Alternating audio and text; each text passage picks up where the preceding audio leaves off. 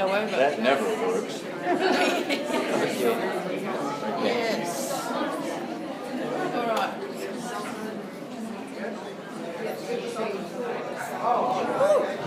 Hola, everybody. Having a good morning? Yes. Who did the yoga this morning? Isn't that a fabulous, what I call it, creation of culture? I remember him doing that for us at one of our star camps in the outback, where we first met him. We got this email from someone called Tom Lesher, and we checked him out and thought, oh, this is going to be interesting. And we've all been friends ever since, because pretty much we've been doing the same type of astrology. And that is the evolutionary type, although I'm not an evolutionary astrologer as such. I never studied it. I know about it. I know the principles of it, but I call myself a cosmic astrologer, which is, not much more open, just I'm very into all sorts of astrology, because all the different forms of astrology teach me so much. So, so it's from these connections with these amazing astrologers around the world. We're constantly learning from each other. It's the best way to be good-spirited with the astrology that we know. So this talk I'm doing today is a combination of talks that I've done over the years. They've developed from what I'm most interested in, and more so from the, when you go through astrology, like a lot of you now, you've just come here, you've seen your charts maybe for the first time or a few months ago or something, so you're developing, looking at them, what do they mean? And the first journey in astrology is, of course, finding out what it means in your chart before you start looking at everyone else and so on. But part of the process of, I suppose, working with astrology, developing your own beliefs about what it is, how it works, the philosophy behind it, you have to find that yourself. You have to read, or you don't have to do anything if you don't want. But, it's the process of finding out, from the ancients what they thought about what astrology was and what they were doing when they were connecting to the cosmos, to what's happening now. What the cosmos is opening up to us now. Some of it's very much related to very, very ancient thought. And the process has always been connecting those dots. So as much as a lot of things have changed, some things have never changed. So we're going to go into a bit of an exploration of all of that. As you know, I'm Agent 12 of the Cosmic Intelligence Agency. I've got a very important job around the world, or I tell myself that anyway. They call me Control, and that's because it comes from the Get Smart, series back in 1965, and we call ourselves the Agents of Chaos. So it all really suits to the type of astrology we do, and I'm going to explain that because it's all about the fractal nature of astrology and how it moves through time, through space, through our minds, through our charts. We've got a great contingent of agents all around the world. Very proud of the fact that I think we are the biggest astrology Facebook page, although Facebook has changed over the years. It's not what it used to be. They keep changing everything. And we grew out of the social media time. Like our CIA birth chart is August the 23rd of, what year was it? 2005, just when social media started. So we've got 1.5 million fans, or just under that, and we're constantly, we started the whole process by reporting on the moving cosmos. Okay, and now of course there's many of us doing that. Writing about the full moon, the new moon, Mars in Gemini, Saturn square Chiron. And this is, of course, we've played a big role, and I'm very proud of that, and with the agents that have been involved in developing that. And what we've found is that not only astrology sites reporting on the full moon and all that type of thing. And you've got to be careful because there's so many people writing astrology that aren't astrologers, as we know. But, you know, in websites like Collective Evolution, Higher Mind, all that type of thing, they're writing astrology articles. And we've moved away from sun sign astrology. It's still very much around, but that's been the focus of, you know, the last 50 years. And when I started this, I thought, you know, of course, when we're doing lectures and going to workshops and learning astrology, we're finding out so much more that this is what we wanted to share. You know, we don't want to share, you know, just write about you being an Aries. That's where you start. But anyway, so I'm going to go for a bit of a exploration of the cosmos. I am a five-time Pisces. I'm a Sagittarius rising, and I've got a strong Jupiter. So I'm an explorer. You know, some people would say, you know, where do you get this from? But it is. I have been research is a passion of mine and stuff. So we're going to do this in 4 parts, and I'm going to try and keep my mind on the time, so that we can finish on time as well. So in 4 parts, I'm going to look at the idea of what is the cosmic mind. Was that cutting out? Moving into the idea of astrology as being fractal in nature, and a little bit about living in the connected universe and the way the ancients thought about it and the way we are thinking about that now, and then the process of being astrological co-creators, which is what we're all here for. You know, I've been collecting pictures for forever, and you know, through the Facebook page and stuff, you can see what people like by, of course, the likes. So this one was particularly popular, and I've used it a few times, but I think it's what happens to us when we sort of open ourselves to the wonder of astrology. You know, we grow out of ourselves. We connect to, you know, the bigger story, the bigger picture. You know, it's not about ourselves in this lifetime. It's ourselves or consciousness through time, and we're connected to that story. And the story of, you know, our ancestors, or as I see it, is actually much deeper than that.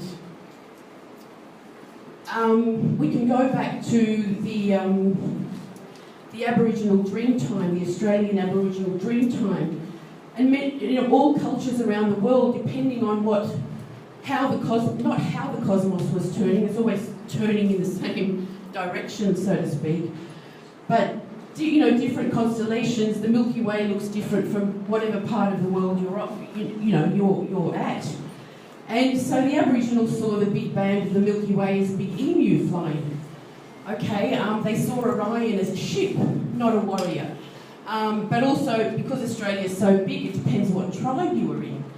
And of course, the Australian Aboriginal ancestors were, you know, one of the oldest cultures in the world. So they've been, you know, we all know that astrology started way before 4000 BC, and the first time, you know,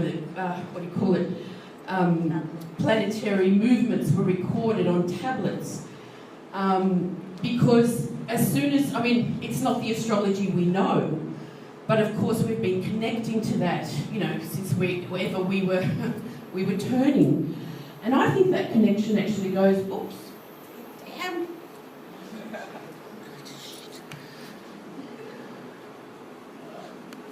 Sorry.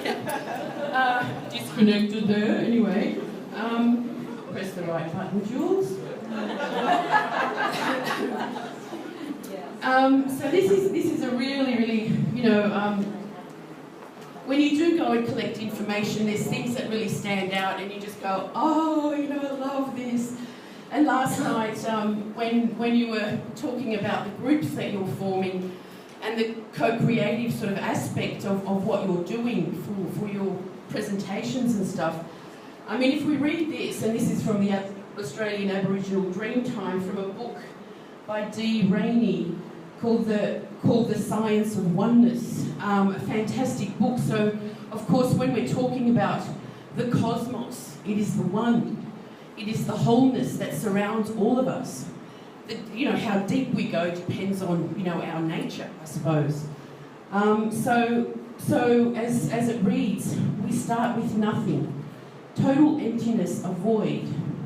Then we have some singing and some dancing. We start by forming. The singing creates the sound and the vibration forms a shape. And the dancing helps solidify it. The dancing is making the form stand out as a tree, a bird, as land. The process, the dreaming itself, becomes a reality, something we can work with and see.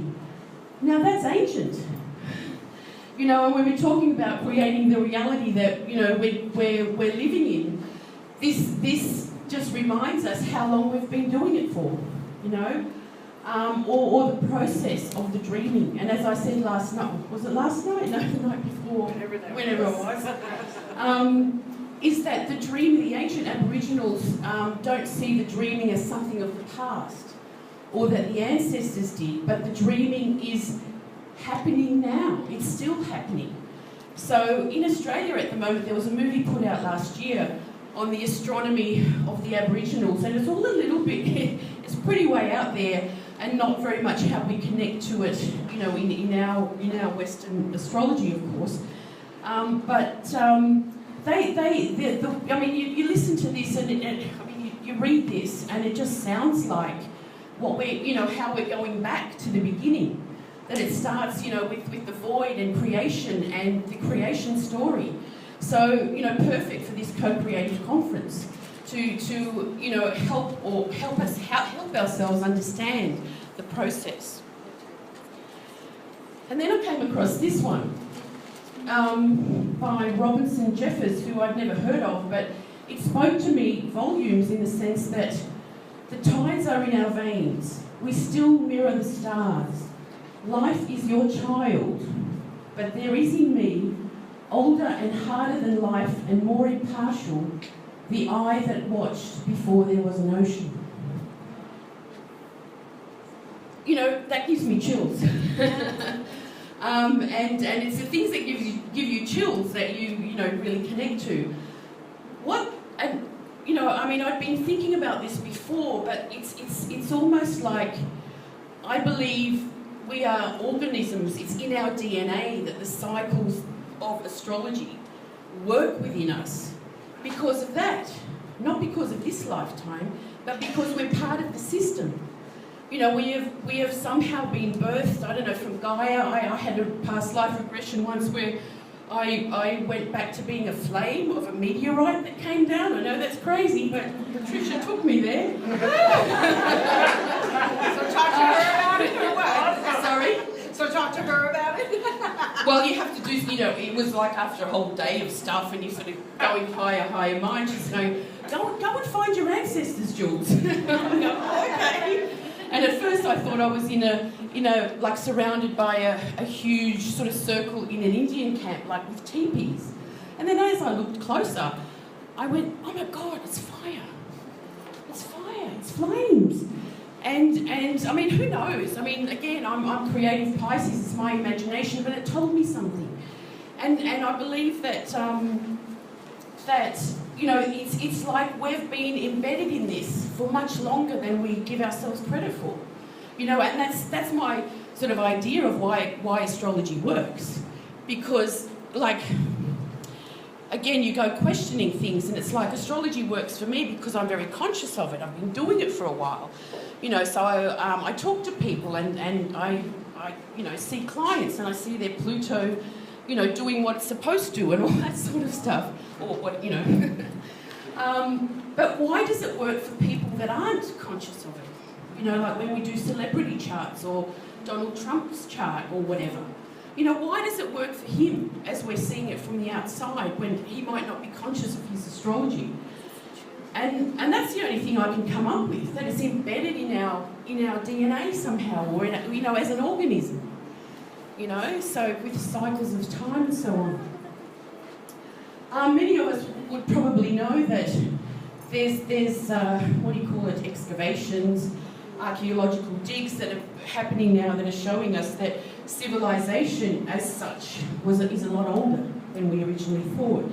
And, you know, I mean, we all have heard about Atlantis and the big wipeout and, you know, and Graham Hancock's stories, or not stories, research into all of this are telling us that, you know, they were connecting the dots long before Babylon, right? Yeah, so it's an important sort of part of, I think, understanding astrology and doing it well, because it's got to come from, you know, a truth that we believe in. I think you have to believe in astrology. I've heard astrologers say you don't have to believe in astrology because it still happens. You know, it still works or whatever. But I have to. You know, I have to believe in it to do it well. It might not be the case for everyone. And of course, yes, the wonder of the stars and what we connect to our cosmos is very important.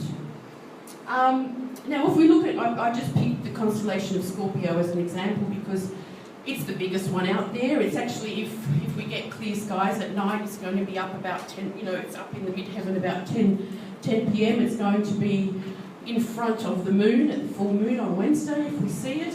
And then the front, and the front, of course, is there, all right? But if I was to stand here and I could see this in a 3D scenario, the main star there, Antares, which is like my red eye at the moment, is, you know, it's a massive, massive star, and the other stars are all different sort of sizes and what have you. To us, it looks like a pattern because it's our perspective from here on Earth. But if we look sideways, they're thousands, hundreds of thousands, I couldn't even tell you, millions of light years away from each other. Right? They've got nothing to do with each other. They're just from our perspective that it looks like a scorpion.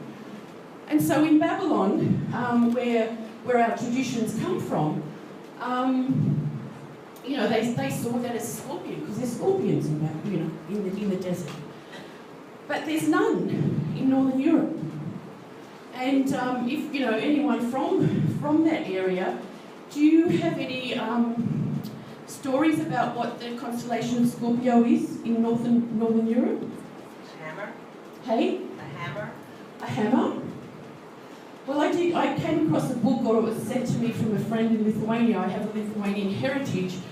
And it was written in Lithuanian, so I was very proud that I could still read it, because I was grown up that way. And Lithuanian is the closest living language to Sanskrit. So I'm very kind of privileged to know the language. And so reading the book about the cosmology of that place was that Scorpio, the constellation of Scorpio, is the highest constellation that rises, you know, the highest on the midheaven at the time of the winter solstice. So that's Christmas, okay? And they saw this as a reindeer horn and then a sleigh, okay? And there we have the solstice and Christmas and all that type of thing. And, you know, Santa or whatever came after. So, you know, we're so fixed. I know the traditions of our astrology, Western astrology, stem from, again, the traditions of the Egyptians, the Greeks, and so on, and we're following that. But I want to open you up to, you know, the wonder of much more in different cultures, because they're all going to tell you much more of the story. Astrology, of course, in the ancient times was, you know, was fixed on what they called the starry firmament. And the edge, or the planet at the edge was Saturn, of course. And then when we you know, moved into the discovery of Uranus, Neptune and Pluto, it's like the divine opened up to us a lot more. And this is, you know, the scientific revolution and all that kind of stuff when God started going out of the picture. Because, you know, beyond this starry firmament was the divine. And the relationship to what the God is and so on. But I think many of us are sort of beyond that, and the oneness represents, to me, the cosmos and what we all came from somehow.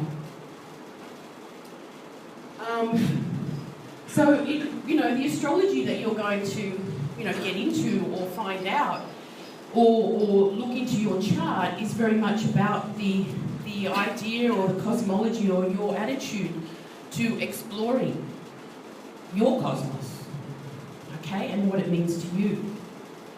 So let's have a look at the word cosmos, stemming from the ancient Greeks, of course. I did a webinar with Rob Hand a few years ago on spiritual astrology, so he explained it very well, that of course the cosmos is the one, and often we call that God, don't we? So it's the one, it's the oneness that binds us all.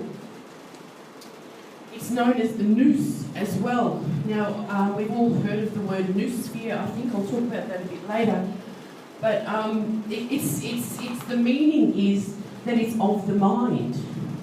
It's all about what we think about it. What we think about the cosmos. It's about making it logical, finding reason in it.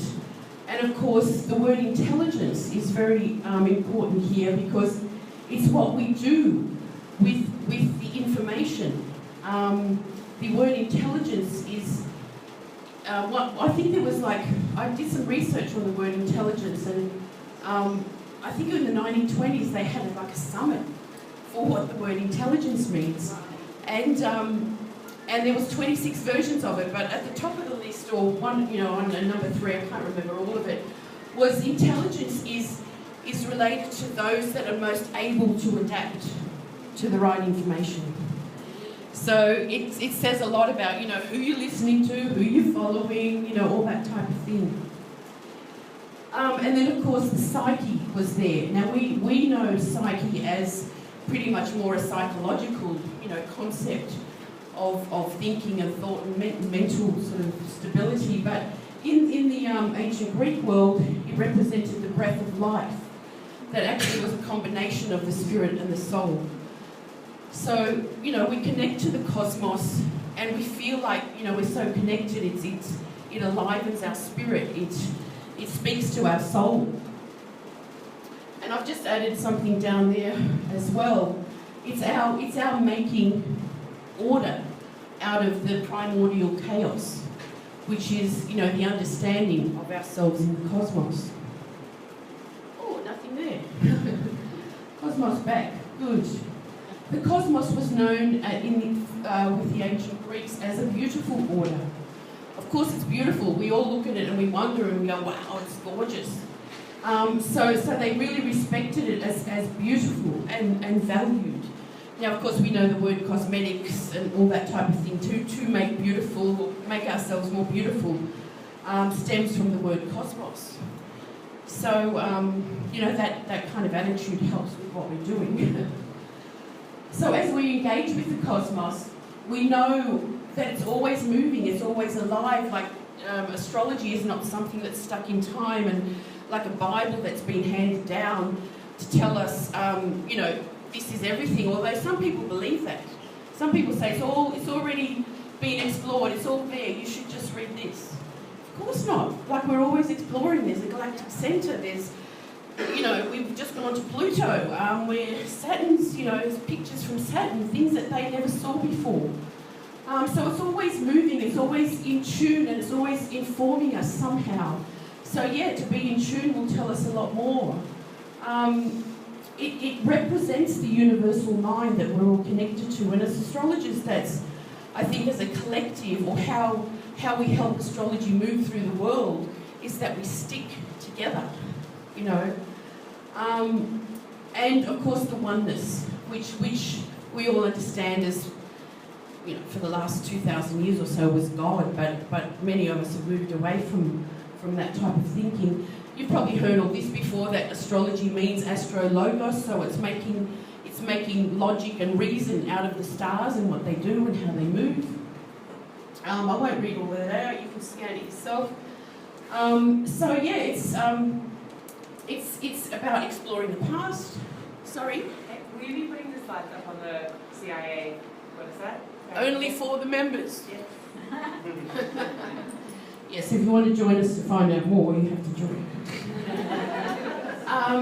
Well, we joined this. Well, that's fine, you're getting it. You're getting the information.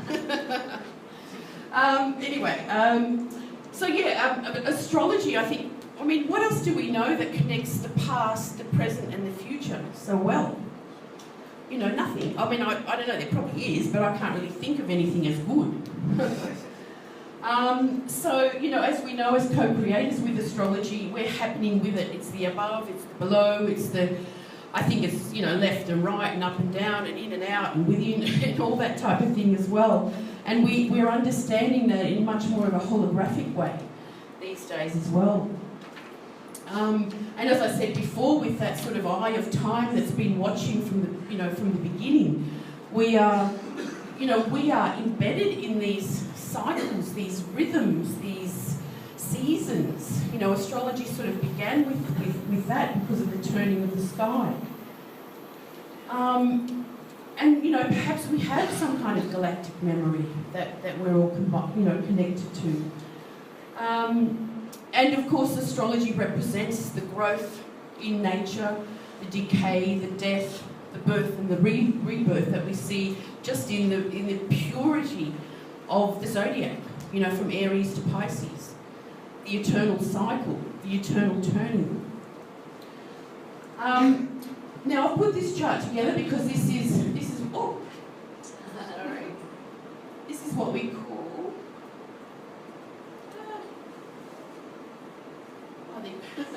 this is what we call the 0 point, of course, where Aries starts and Pisces finishes. And I've just, you know, done this chart. You can cast a chart for, you know, it's very helpful in teaching, so that we're not sort of aligning ourselves with a particular place, that we are looking at this Aries point and where all the planets are today. This was set for like 9 a.m. this morning, so we can see where all the planets are and in what signs they are in the tropical zodiac, which is of course 360 degrees divided by 12 of 30 degrees each. But on the outside, we have the sidereal zodiac. Okay, and the reason that we don't follow the sidereal zodiac, which is the constellational zodiac, okay, is that it's like Pisces is a huge, Pisces is a massive, you know, massive constellation.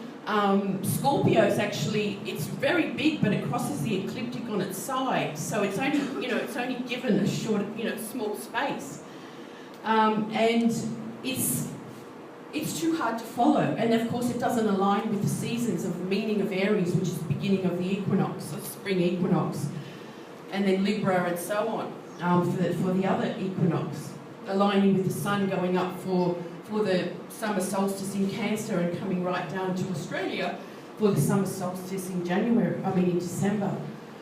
So our astrology, the tropical zodiac, keeps itself aligned with 0 point of Aries being the spring equinox. And, you know, that's the beginning of, you know, your astrology studies. You need to understand that well. Anyway, now this on the outside now shows the size of the constellations on the outside. You can see Leo's pretty big. Pisces up here takes up about 40 degrees of space. And this is what I was talking about with Scorpio. It crosses the ecliptic that way, so it's actually, you know, goes through its kind of middle. And although it's a very big constellation, and this missing part is what they, you know, we always get caught up about, the 13th sign. You know, Ophiuchus, the healer, the serpent, and it's embedded in, I mean, it's very interesting that it's embedded in the sign of Scorpio. You know, the snake, it's like a serpent. Is it a serpent? No, yeah, I think so. And, you know, the healer, so it's within that constellation for us. But, yeah, so many people don't understand, and when you get sort of criticism from the outside world, you astrologers don't know what you're doing because, you know, that doesn't align and stuff. This is the first thing we have to teach them. And in a way, doing these double charts is a really, really good way for them to understand what's going on. So there's quite a few shamanistic astrologers that make sure that, you know, we need to show that more often for people to understand. And you can do that in Soul Fire. And if anyone doesn't know, I can show you or whatever. I won't do it now. So, I mean, this is our sort of sky today with Venus on the midheaven. This was 9 a.m. We can connect to every point in that chart depending on what we want to look at. Like evolutionary astrologers will, can do a whole reading on just Pluto, right? Or if I'm doing a reading and I'm you're asking about relationships or whatever, I might focus on Venus. The moon is growing here. It's past Jupiter now, and it's going to grow to be full in the tropical sign of Scorpio.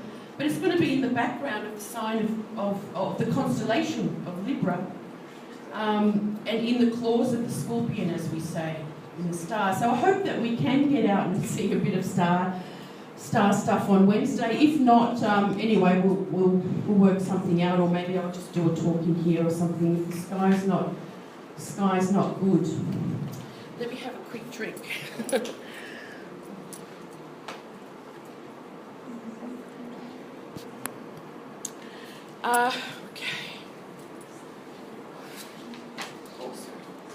So, in this second part, the more I've been looking at astrology, the more that I recognise that it's very fractal-like because of its cycles and so on. That at any point, like I could, there's Mercury Uranus there.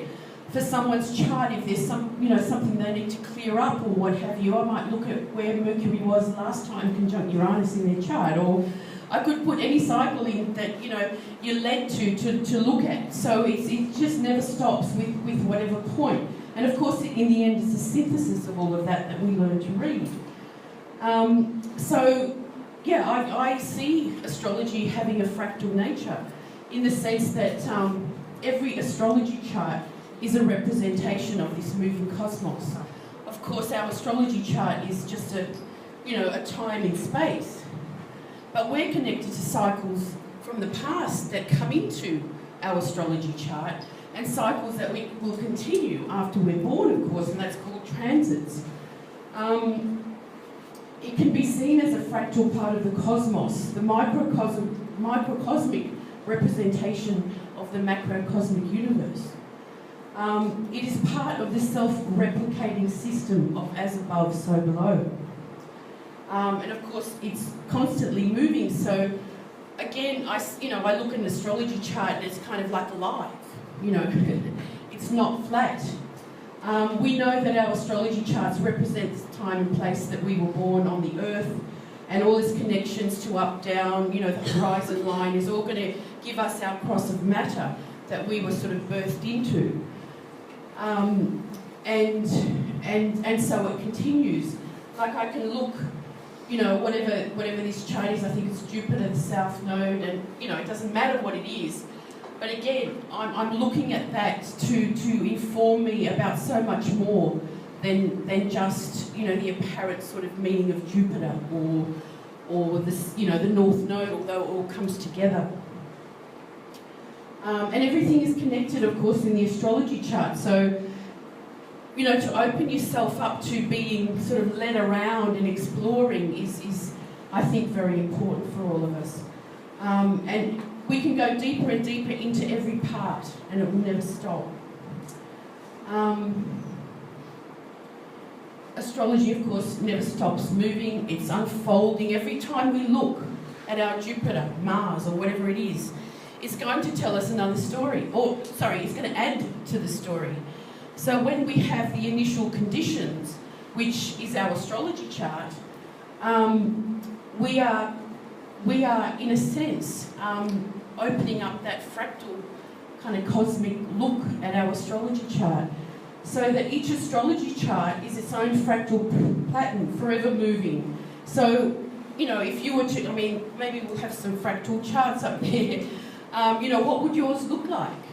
Again, every time, when we were travelling, we were just, with my girlfriends, we were listening to Liz Green. I hadn't heard her for a long time, and Deb had some tapes and stuff, and it was all about Pluto, and Pluto sort of connects to so many things in my chart that, it was something I needed to hear again, or, it again opened up my Pluto story to me again. So, it's never finished. It's It's never finished. So what does your mandala look like? You know, it starts off like this, but it's then going to keep buzzing and moving. So just to recap. I mean, most of you know what fractals are and how they work and stuff, but just a bit of a recap. The fractal pattern is never ending. They're infinitely complex patterns that are self-similar across different scales. So again, our astrology, 2D astrology chart that represents the cosmos.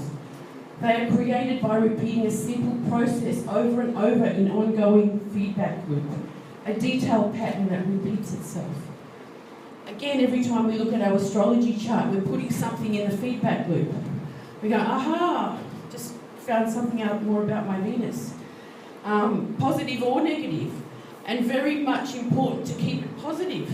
We know about positive intentions and thoughts and so on. So that to be told you've got a Venus Saturn, you'll never have babies, you'll never have a relationship, you'll remain an old spinster. Well, maybe you will, I don't know, but maybe that's good. So again, what are you telling yourself when you read some astrology, or treat someone like a guru that's telling you everything? You've got to go on that exploration for yourself. So a fractal is a natural phenomenon, and so is astrology. Although it's very human concept as well. I think there's a lot more to it as well, because we see it in our pets. We see it anywhere we look. Really, we can adapt astrology to or the cycle of the zodiac, or the cycle of birth, death, rebirth into the natural world, or from the natural world. Repetitive cycles of growth. Every time you have a Venus transit or what have you, you're going to get the next part of the story. And be careful what you put back into the feedback loop, of course. So they're not, fractals are not limited. There's so many patterns you can make from it, and it all depends on what formula you put in. Okay, what kind of pattern will be made. So your formula is your astrology chart, and then every time there's another part of it, it's going to take off in not a new direction, because it's always going to keep the part of the initial conditions, so to speak. We know that fractals are everywhere. We can see them all over the place. I was just flying over Mexico to get here, and I was just amazed at the landscape, because everywhere I looked there was fractals. In the rivers, in the mountains, in the clouds, and these are some of the photos. They're not as clear, but you can see it in the mountain landscape. You can see it in the water. I think these are salt what are they called? Salt plains.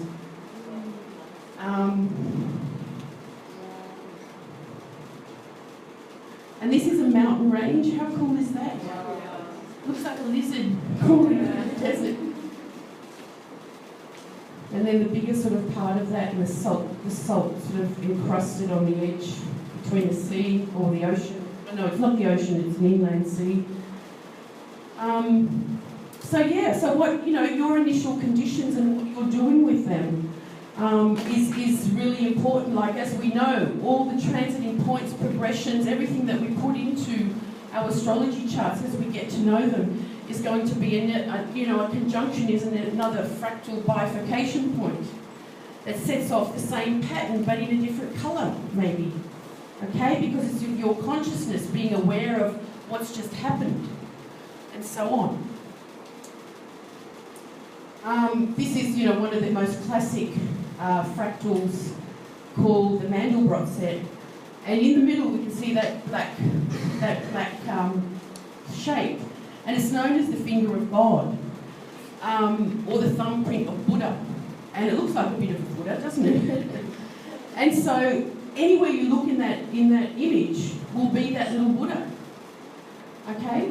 So as we zoom up, we're going to see that little Buddha in every little part of it, even though it's changing so much.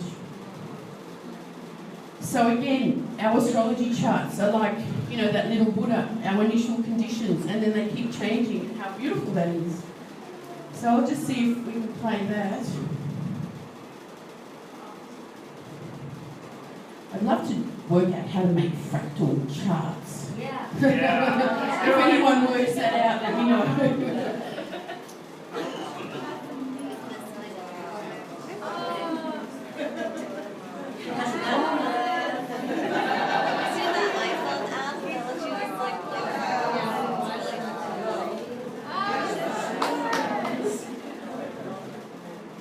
Yeah, that little Buddha's there everywhere.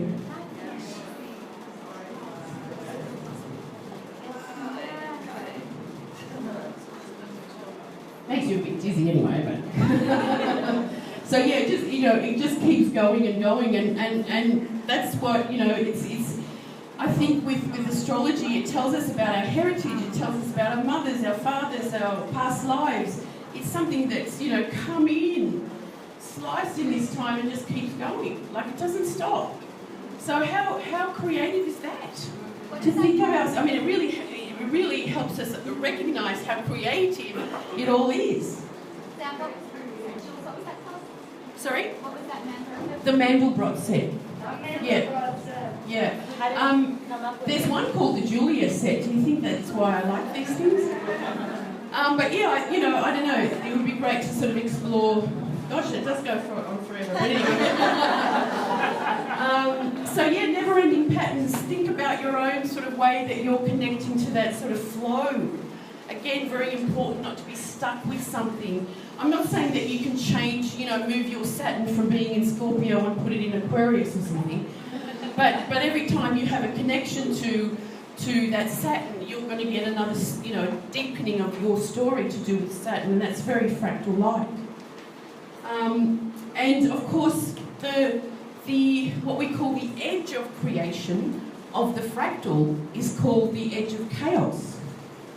Okay, so it's perfect. Often, when I'm sort of feeling high in my mind or whatever, and thinking about astrology, I imagine myself sitting on an edge like that, right? And we're in that creation zone. It's between the past and the future. And it's like Pele, the volcanic earth being made all the time with fire. If we can imagine that happening all the time, it's happening all the time. Depends on, how much we look at it and so on. So yeah, get back to the creation of what you're creating in your story. And it really opens up and helps you to behave that way, Yeah, again, you can scan all this stuff as I talk, because this, these kind of workshops can go on for days.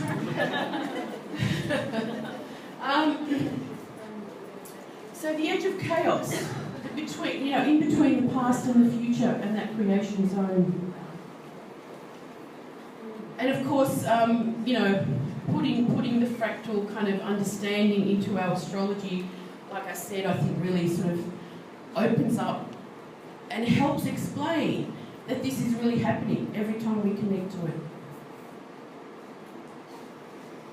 Now we can see that, of course, in planetary cycles. I'm not going to go through that right now, but we can see that, if we look at any of the cycles, as I was saying before, the moon cycle, the eclipse cycle, Mercury, what it does every year, it goes through your chart. It makes 3-point retrograde points in your chart, around your zodiac, around your chart. This is what it looks like in 3 years. So it's like honing into maybe a particular place, a particular house, for you to really sort of, when you see it like that, we tend to, as astrologers, just look at it as, a once-off retrograde. But it's not. It's connected to its whole cycle of Mercury around your chart. And this is what, Mercury, because of its elliptical orbit, it's much more, it varies in how, how long it takes for it to do the whole, to sort of move through your whole chart.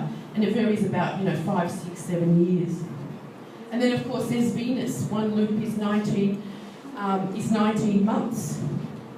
2 loops, that looks a bit like the finger of God. And then 5 loops that happen in 8 years. I'll talk more about the Venus cycle, of course. I think it's Thursday or Friday or something, Thursday. So, you know, when we connect to these beautiful planetary patterns and how we look at them, you know, I always look at them as a whole, like what's happening with that cycle for you this year. You know, it's all connected and it's all important. And of course, the Venus cycle makes the 5-pointed star, which when, you know, again, I'm going to talk about it more on Thursday and tomorrow, I think. This is so fascinating because Venus is connected to a very fractal-like geometry and a magical ratio that we'll find out about. And Fibonacci, yes. So you know, there's like Venus. The Venus cycle has been so good for astrology actually because of all the animations that are going around about how the Venus star is made, and you know, introducing people to cosmic cycles that are not into astrology. This type of thing is what's getting attention because it's real stuff. You know, it's not like where do they get this thing from? You know, Mars, where it is in your chart, or it does a retrograde, and then what it does in 2 loops that take 4 years, or what it does, again, it's got its own star, it's just a little bit more, not as even as Venus is. And this is, like, Mars cycle is, you know, ranges from 15 to 17 years. So if Mars returns as a retrograde in your chart somewhere, it happened 15, 16 years ago as well in the same part of your chart. So connecting to all those cycles is always important.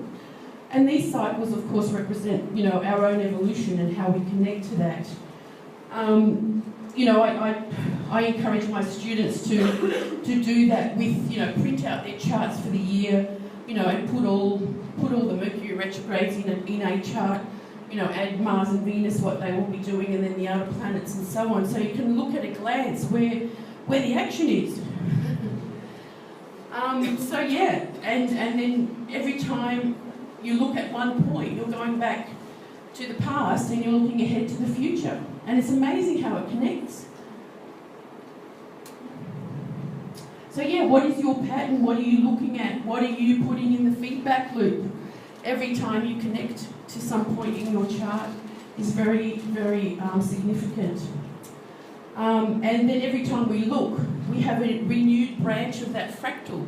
Like I said, a different colour or a different pattern beginning and forming, still with that, you know, fingerprint of Katrina or whatever it is in there. So where do we take this? We take this now to what we understand of ourselves, of living in a time and place, you know, with Saturn at the galactic centre and all that type of thing. Like some astrologers would say, we can't use the galactic centre, we don't know enough about it, or we haven't done enough study about it, or it hasn't been around for, you know, 2,000 years, so it's not, you know, tried and tested, so to speak. But what we've got to remember is that there's so many more people on the planet doing astrology, so, and the information age, and how we share it all. You know, the word didn't get around that quickly 2,000 years ago. So as we're connecting, you know, so many people researching it and finding out stuff, so it's like information straight away. And then people doing, you know, webinars, podcasts, or whatever on the Galactic Centre as an example, and finding out so much more, but also connecting it to people's charts and their story and what they've done, and that tells us more about the Galactic Centre and how it relates to someone's astrology chart. So it's all connected. Living in this connected universe, we're connected in a sense like never before. You know, as we know, through the internet, through social media. Information, you know, on hand. I mean, you know, part of that can be quite dangerous because of, you know, where the information's coming from. Again, what's it called, that fake news and all that sort of stuff. Like, what do we find out? Sorry? Alternative facts. Alternative facts. I mean, yeah, okay. So you've got to be quite, you know, very aware, and even with astrology as well, who you're listening to, where does that come from, you know, following, you know, reputable people, or those that like, or those that speak to you. Of course, we find our own people. Now, in ancient Greece, there was a sacred stone that was at the centre of Delphi, and it was called the Omphalos stone, and it looked like this. And what we can see is that, of course, it almost looked like bees. Yeah, like bees, or the flower of life in a sense, and what it was called the Omphalos stone. And in Greek thought, Apollo was the logos or the word, the source of the world's harmony, weaving an eternal song of all that is and will be. The most sacred thing at Delphi was the Omphalos stone that marked the sacred centre of the world and the place where all worlds meet. The stone was covered by a net, mathematically generated by numbers of the gods' names. This net depicted the world's soul. It caught the thoughts and the ideas of the great cosmic mind and pulled them into the material world. And that's what we're doing. As a collective of astrologers, how we're connecting to that. I mean, it's just so beautiful. But that's still happening. Part of the astrology that I started the CIA for is that I wrote my finishing thesis on the Anima Mundi, the world soul, and how that connected to the astrology that we know. And so it was the inspiration to sort of say, we've got to do something with this. When we think of those crossing sort of patterns or nets or whatever, the thing that comes to mind the most is the flower of life geometry. And the two circles, two divine circles coming together. It could represent thought, it represents everything. It almost represents the fabric of space-time, of the nothingness and then something happening, something beginning, the seed of life. It's like Pisces, Vesica Pisces, the beginning, the seed, from the void, something is created. And of course, this is another way that astrology can be sort of seen to be much more connected to the everything, in the sense of the seed of life, the flower of life. We know that there's a flower of life that connects us around the globe as well, and it's seen in every culture, or nearly every culture in the world. That's the pattern in which cells divide also. I'm sorry? It's the pattern in which cells divide. Oh yes, I've got that next. Yeah, right. Yeah, well, the first coming into being of ourselves as well. And all the aspects of life, known as the egg of life, the tree of life, the seed of life, the flower of life, the fruit of life. And also the DNA cross-section looks like the flower of life as well. Wow. So the connections, never ever stop. And again, from the microcosmic to the macrocosmic, it makes you realise how connected it all is. It's not separate. And then so the astrology that we do, or anything that we do, we're not, we're always connected. And of course, Plato did more of the solids that all fit into that flower of life as well. I won't get into that. There's a lot of great stuff on the internet about all of this. In our own astrology, we can see the Vesica Pisces coming together as the phases of the moon or eclipses, or conjunctions really representative of that, like two planets crossing over, moving past each other, and what that represents as well. So, it's all there. I'm not sure how many of you, the work of Nassim Haramein, the quantum scientist. What does he call himself? Yeah. We would. And have you seen the movie The Connected Universe? Yeah, okay. For anyone that hasn't, I've got that here if you wanted to see it. It's a 90-minute movie, but it really, sort of tells the story of that void, that space, that emptiness, which is 99.9% of everything, that makes you kind of think like Jupiter's coming into Scorpio in a couple of months, and it's like we really need to train ourselves to do more magic. Yeah? We're going to have magic camps.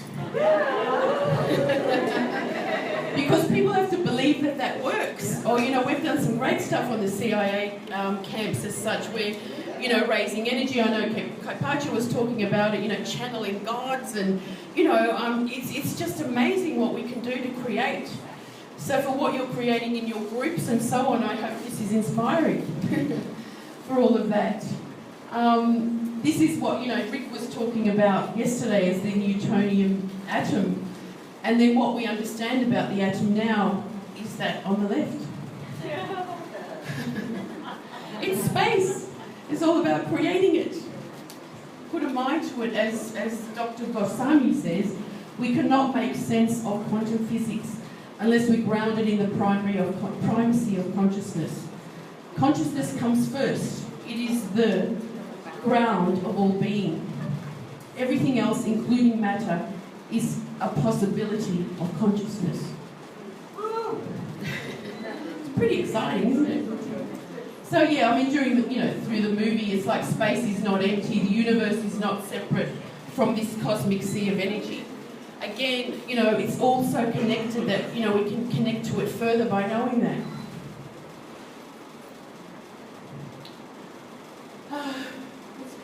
No point is more central than this, that empty space is not empty. It is a seat of the most violent physics. So again, we've all heard about, free energy and that type of thing. Again, what we're going to move into, we have to believe that it's really around us to make it work, right? This is Jupiter in Scorpio now, and everyone's on a mission. Report back in a year's time, year and a half. What kind of magic you've created from all of this. Understanding. And we know that, it's all about vibrations, like the piece I read out about the Aboriginals right at the beginning. What's the vibration if it's positive? We've all seen the water experiments by the Japanese. That when it's negative, the pattern's not so nice. But when it's positive, when it's inspired, it's beautiful. So keep yourself inspired about it all. I know it's not easy all the time. Life is hard. There's many things that happen, but we do know that the more positive that you are, and you keep that way, whatever makes you happy. The North Node going into Leo, do it. So now moving into more of, again, a bit of a training in a sense to align ourselves with what we're doing as a collective of astrologers.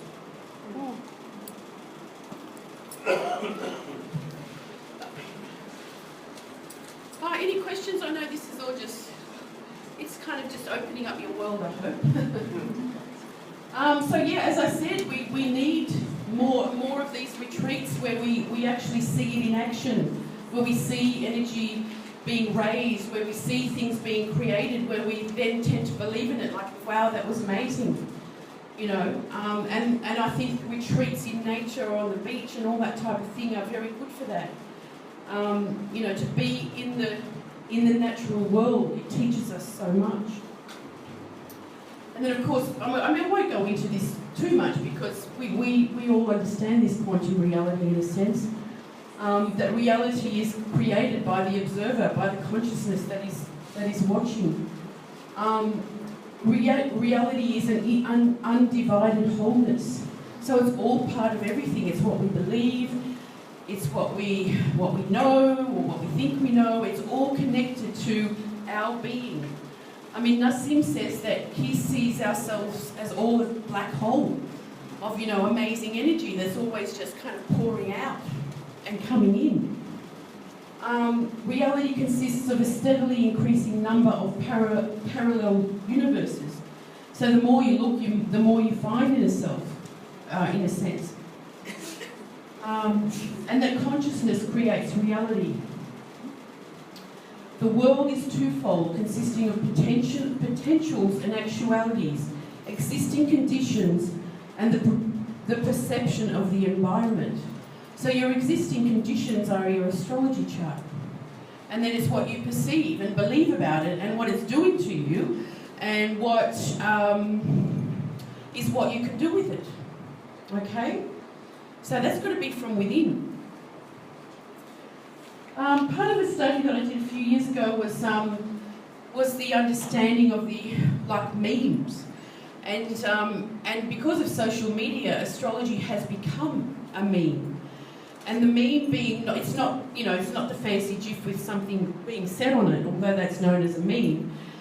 It's more of a sort of flow through culture as a fashion sort of trend or something that keeps going because it can't die. It starts off and it's going to just keep going. As the astrological meme that we're all building as a consciousness is about the change and the new paradigm and opening up people to much more of the understanding. Again, first of all, we have to change our minds and our thinking and our patterns and believe that this is possible, working together. To understand how a meme works, there's a system science that's called the science of holokeys and holons. And I'm just going to briefly sort of show you how this represents how, let's say, astrology moves through the world or the system at the moment. So memes are units of influence that carry ideas, writing, words, symbols, gestures, and rituals through culture. Now, when we read that, that's everything that astrology does, doesn't it? And so with so many of us doing that, we have got an amazingly powerful meme, I think. Coined by Richard Dawkins, our favourite friend, in 1976 from the book The Selfish Gene. That's just where the name comes from. So memes are to culture what genes are to biology. It makes everything, again, move and be creative. The spread of memes occur through fashion, catchphrases, internet memes, technology of building arches and so on. It's a little bit like the monkeys, what is it, 13th monkey syndrome or whatever. The what? 100th, yeah, sorry. Or, there's many names for it, the butterfly effect, that type of thing, that it's done here and then it's continued. And we've really seen that with social media and the rise of much more interest in it all. They can be parasitic, virus-like, contagious, impressionable, effective. So, and the more they are like that, the more lasting effect they have. But again, astrology's been around for so long, so it's again growing. I think we're having a renaissance in the whole thing. And memetics is the study of societal change that influence culture. So we've got a big job to do. So just to explain, a holokey quickly is a system as described through system science, and a holon is a part of the system. They look at these holokeys as the reality is composed of holons, subsystems that make up a larger whole, called holism. A holon within a holokey describes its depth. The more levels we integrate, the deeper it gets. The fewer levels that are integrated, the shallower it gets. This will make more sense in a minute. The holons desire to assert their individuality and identity, but need to fit into the larger whole to be effective. Now this is very kind of Leo Aquarius, like how creative we are as individuals and astrologers, and how we kind of work together as well. All holokeys have their freedoms and their own restraints. So this is like a short model, and some of you would have seen that. So a letter is a holon of the holokey of a book. Okay, you need letters to make a book. You can't have a book without letters, so the letters are just as important as the book, and so on. Or you can't have a sentence without a word, and so on. So the book is the end result, and this is an example of how that looks with other systems. So we can see from the multiverse how a particular culture or what have you responds to this type of thing, and we come down to the country or your house or whatever. You can keep going down further to the individual. So that just gives you an idea of that, and I put that into the astrological kind of model in a sense, and I'll show you in a minute. But what's important to remember here is that this is as though we were looking at a holokey from the top. So this would be the cosmos, yeah? And we're the little points down the bottom. You know, there's, you know, hundreds, thousands of us that are part of keeping our astrological cosmos alive. If it wasn't for us, there'd be no astrology. Well, then, you know, if we weren't looking, if we weren't reading books, if we weren't teaching, it wouldn't be happening. So here we are, you know, down here. And so I kind of, you know, it was hard to sort of create a picture of it, but I kind of put it in the model that the cosmos is, of course, all of it that surrounds us. What's developed out of the cosmos is what we've understood as the order, or the you know, the psyche, what I talked about at the beginning, of what comes through our unconsciousness relating to the cosmos. That's always got to be there for what's happening at the bottom. And so it's all connected. The archetypes that form from the understanding of a consciousness that connects to the cosmos, we then, you know, start forming and making shapes and looking at, you know, the seasons being connected and so on. And you can put so much more in there. You know, and as we go down, the legacy of our ancients, what they've left us, the history of time, the knowledge that's been gleaned and passed on, the different types of astrology that have formed over this, you know, millenniums, centuries, years, and they, you know, keep informing us about what's going on. Then we have the teachers and the schools and the websites and so on that are feeding the information to everybody down here. Okay, but without these people down here, we might still be doing this, but it's not as dense if they're not there, right? But what this represents is that every part of this hierarchy is very important to the system. So you can't take any piece of it away. And then putting it into the constant feedback loop. So if we're at the bottom here, you know, it's like the Taurus that we know from the Thrive movie that's constantly sort of reflecting up to the understanding of the cosmos and bringing it through again. So we could read a book, you know, that we read, I don't know, 10 years ago on some kind of ancient astrology, but we'll see it in different light because we've actually found out something else. So again, it keeps going.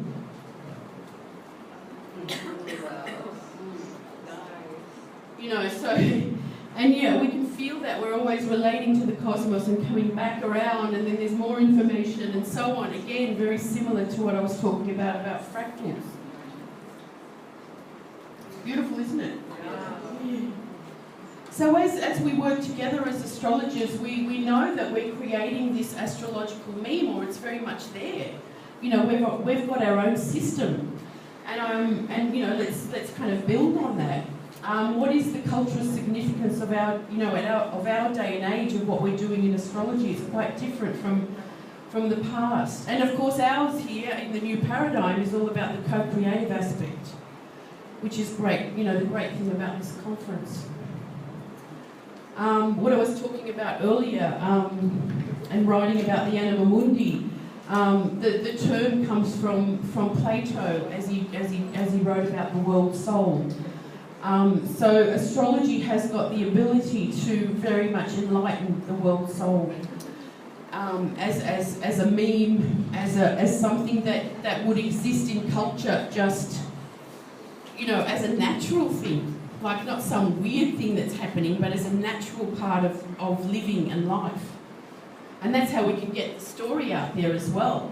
You know, in all the, you know, facets that we want to put it into, mental health, education, you know, all that kind of thing. We need to know and not be scared about using it or telling people that we are connected to it.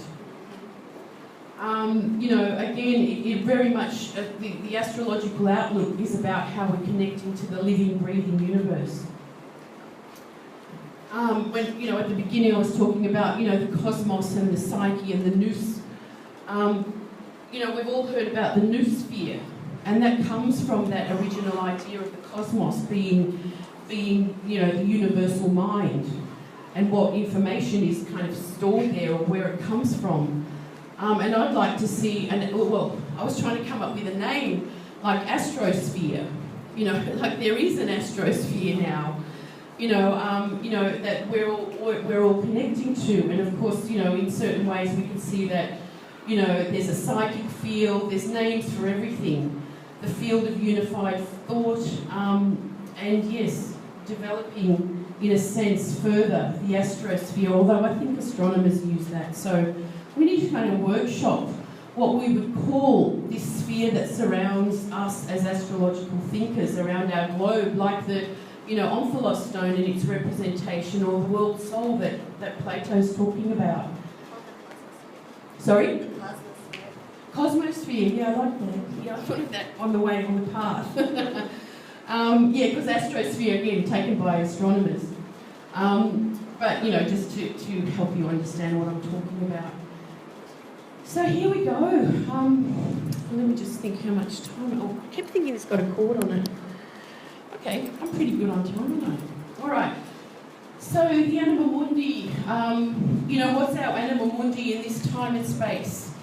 And how we're connecting to it. How we put out our information. How we ignite people to look further, and so on. This could be, again, developing it together and continuing to develop that. Because it's always around us, it's living around us, and it's pretty exciting, I think.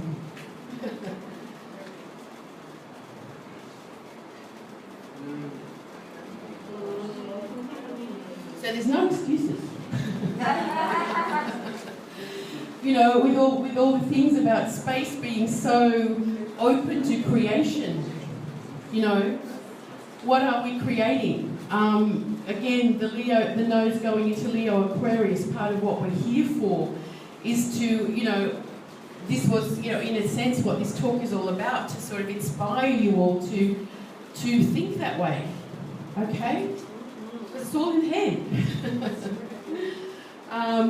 Anyway, it's not all in the head. So, and there's nothing, of course, like astrology, as I said, connecting the past, the present, and the future.